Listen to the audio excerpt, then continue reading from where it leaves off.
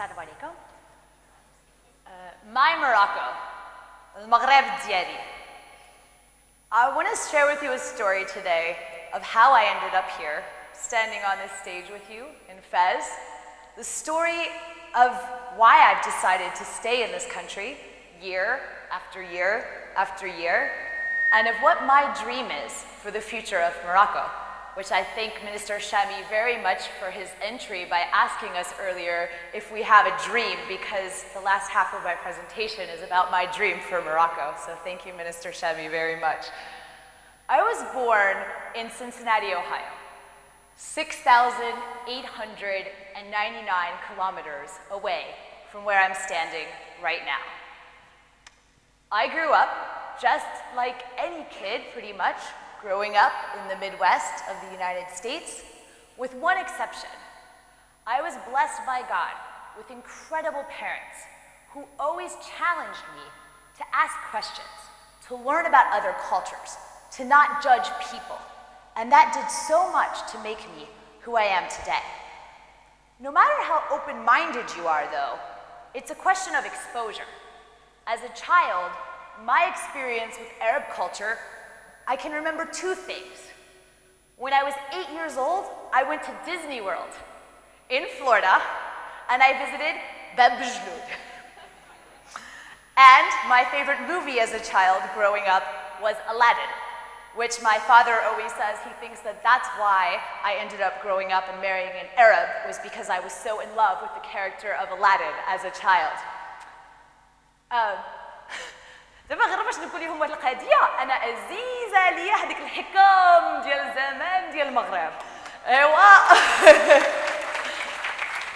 انا غادي نستعمل بزاف منهم في البريزونطاسيون ديالي اليوم. هاد واحد المثل اللي عزيزه ليا نقطه بالنقطه كيحمل الوعد. I didn't become Moroccan overnight. It's a story that takes about 10 years to get here.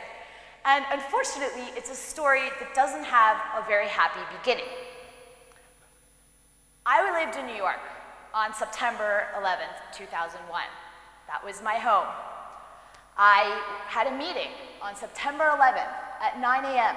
in the World Trade Center. They say maktab, due to a scheduling problem, the Friday before, I changed the location of the meeting. That means on September 11th, I wasn't in the building. I was 40 blocks away. Alhamdulillah. But that experience changed me. I remember the fear. I look at this picture, and when I see the look on those people's faces, that is the look I know was on my face. I watched the buildings fall, not on television, with my own eyes. And that experience changed me. When I woke up on the morning of September 12th, I felt helpless. And I kept hearing these words on the television: Islamic Jihad, Arab terrorists. And I realized, thank God for what my parents gave me, because my parents told me, don't judge, ask questions. I was working at the time in an international NGO, and I had been lucky enough to have friends from Egypt, from Morocco, from Tunisia, and so I started asking questions. And the answers I got weren't what I expected. One of the first things I did, I went out, I bought a Quran. I said, I have to understand Islam. Can there really be a religion that says it's okay to kill innocent people? Of course there's not. When I read the Quran, what I found was not this message to kill Americans. What I found was a religion that sounded so much like the stories of the prophets and the messages of values and of caring that were what I had heard growing up in a primarily Christian country with those messages around me. I started asking questions about Islam, about Arab culture, and I realized that my view was so wrong. I traveled. I went to Egypt, first Tunisia and then Egypt.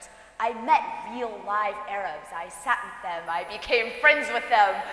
And I realized that not only were my perceptions of them completely wrong, their perceptions of me were completely wrong. It was that experience that led myself and a group of amazing leaders who I worked with at the time in an international NGO to form a program called the Salam Project. These students that you see here in these photos The ones on the top left, those are American students that spent the summer of 2004 living in Morocco, Tunisia, Egypt, and Dubai. Those students on the right are a group of Arab students that came and lived in the United States. The program was about breaking down cultural barriers. This picture here is my favorite. هذيك في اليسار هو إماراتي وهذيك في اليمين هو أمريكاني. That to me was the goal of our program. It was also the Salon program that brought me to Morocco for the very first time. And I fell in love with Morocco the first day I got here. I just landed here and I fell in love with the country. The people, the food, the sights, the sounds, everything about it I loved. I loved it. And I went back and I finished the work with the Salon program. I worked for the program for a year and a half and I missed Morocco. So I started trying to figure out a way to get back. Thankfully, due to a program called the Fulbright program, which organizes exchanges between the US and Morocco, I was able to come back and spend a year living in Morocco. And غير باش نقول لكم بزربة واحد الحاجة على فاز. فاز ما نقدرش نقول لكم فريمون نهار كبير أنا معكم هنا في فاز. ما نقدرش نقول لكم شحال عزيزة عليا فاز. لقاش أنا فاش عاد جيت المغرب المدينة الأولى اللي عايشت فيها هي فاز. أنا جيت هنا دوزت 5 شهور كنت كنقرا عربيه في مدرسه امريكيه هنا فين طلبت الدارجه. انا فاش جيت لفاز كنت كنعرف غير هذاك السلام عليكم كي دايره وصافي خرجت من فاز مغربيه. I came to Morocco, I fell in love with it, I spent a wonderful year here with Fulbright. I decided to go back to the US, and that was because I had left my American boyfriend, who then became fiancé, who then became husband, in the US. As you can tell, he's very American. I met my husband in the US. I met him a month before I was leaving to come to Morocco. So we had a long-distance relationship with me and Morocco and him in the US. We used to, الناس في المطار كانوا كيتلفوا vraiment الفول ديال المغرب أنا كنقولوا باي باي بالسلامة أنا اللي كنركب في الطيارة وهو اللي كيجلس. C'est bizarre. In the end, I convinced him to follow one of his dreams, which was to start a company in Morocco. And so I took my husband, who had been in the US for 11 years, and I brought him back to Morocco, where we decided to start 2 companies together. That's when the transformation was 100% complete. Why did I stay in Morocco? علاش جلست في المغرب؟ I know كاين بزاف منكم اليوم اللي كنتوا في البرا ورجيتوا للمغرب وانا عارفه كلكم شحال من مرات سولنا هذاك السؤال. علاش رجيت للمغرب؟ علاش جلست في المغرب؟ خصوصا هذيك لي زر بوان في كازا فاش كتكون صايغه هذيك الزحام ولا كتمشي للمقاده وخاصك شي ورقه وكيقول لك سيري حتى كتجي. كتقول علاش رجيت للمغرب؟ But فاش كنسول هذيك السؤال كان الرجل اللي واحد مثل الاخر اللي بغى العسل يصبر للقراص النحل. So what's my honey? Why do I keep coming back to Morocco despite the fact that driving here is the scariest thing I've ever done in my life? For me, I can say 3 things. First of all, I think the Moroccan economy is one of the most exciting places to be in the world as a business person. There is so much growth happening here. There are so many exciting things opening up. I run 2 businesses here. I love it. It's not easy. I mean, you have to go to the muqata all the time if you own a business. I mean, it's not an easy thing, but I love it. And I love when I see the employees that are working with me, and I'm able to give them development opportunities, and I'm able to train them, and I'm able to mentor them, and I'm able to contribute to creating sustainable employment in Morocco. That makes me happy. The second thing for me is the countryside. I don't just own a business here, I also work on the board of directors of the High Atlas Foundation. I'm very active in associative work, and for me, فاش كندوز واحد الويكاند ديال هذيك الزحام ديال كازا ولا ديال الرباط كنخرج كنمشي للجبال وكندوز كنجلس الويكاند في لواحد العالم آخر. I love the countryside of Morocco. I love these people that are so wonderful. They have nothing and they'll give you everything. And that to me is what Moroccan culture is really about. And I love it and it inspires me. The other thing that's the honey for me is that I feel like I can give back here.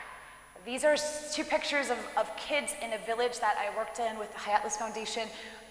We built that clean drinking water system. These kids are for the first day, for the first time in their life, seeing water coming running out of a faucet into their village.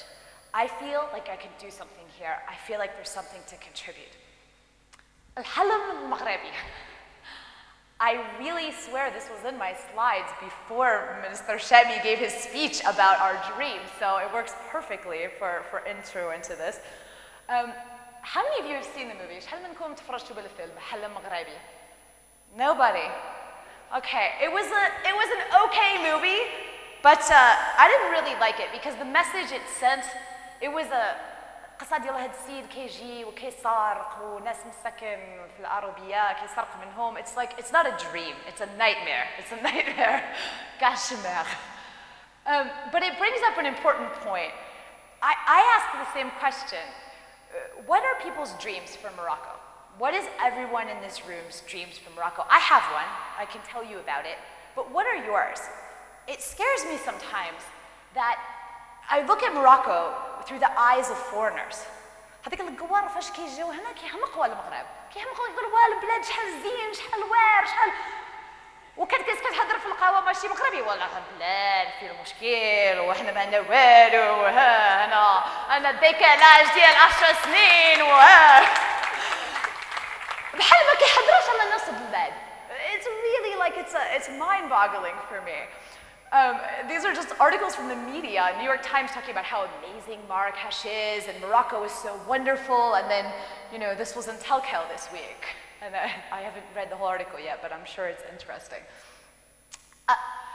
One person that I know that has a dream for Morocco is the king. And as a foreigner coming and living in Morocco, and as somebody who I have a background originally in strategic management and leadership. That's what I studied and that's what my background is. I cannot tell you how lucky you are as Moroccans and how lucky I am as a foreigner living in Morocco to have a king who has such a strong and clear strategic vision for this country, and he's leading it. There are changes happening. I mean, I don't recognize things that I see in Morocco now, and I first started coming here less than 10 years ago. المغاربة ديما كيعيروا البلاد، ولكن غير باش نديروا واحد الفكرة في راسكم، انتم اقل شي 50 عام دابا والمغرب خدا الاستقلال ديالها. انا في امريكان اكثر من 200 عام وحنا مازال عندنا مشاكل. انتم غير في هذيك ال 50 عام وفريمون غير في هذيك ال 10 سنين اللي فات كانوا des changements في المغرب que je n'ai jamais vu. J'ai voyagé, j'ai visité plus que 50 pays. Je n'ai jamais vu des changements comme ça dans ma vie. صافي ما وصلناش 100%، مازال كاينين دي بروبليم، ولكن هنا الحمد لله غاديين.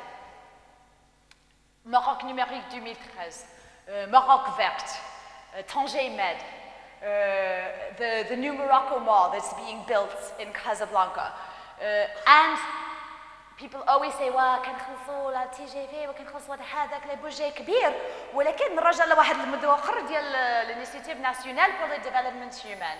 Moi, je travaille dans les petits villages.